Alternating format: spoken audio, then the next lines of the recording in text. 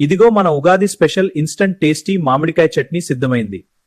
ఇప్పుడు దీన్ని అన్నంలో వేసి ఘీ వేసుకుని తింటే అసలైన పండుడి కైపిస్తుంది.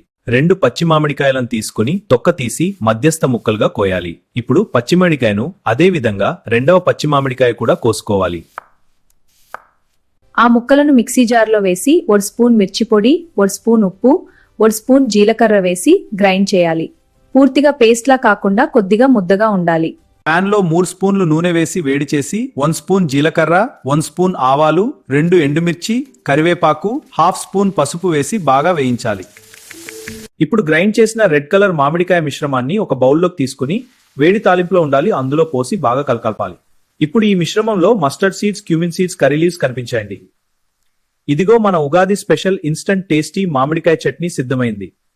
ఇప్పుడు దీన్ని అన్నంలో వేసి ఘీ వేసుకుని తింటే అసలైన పండుడి కైపిస్తుంది.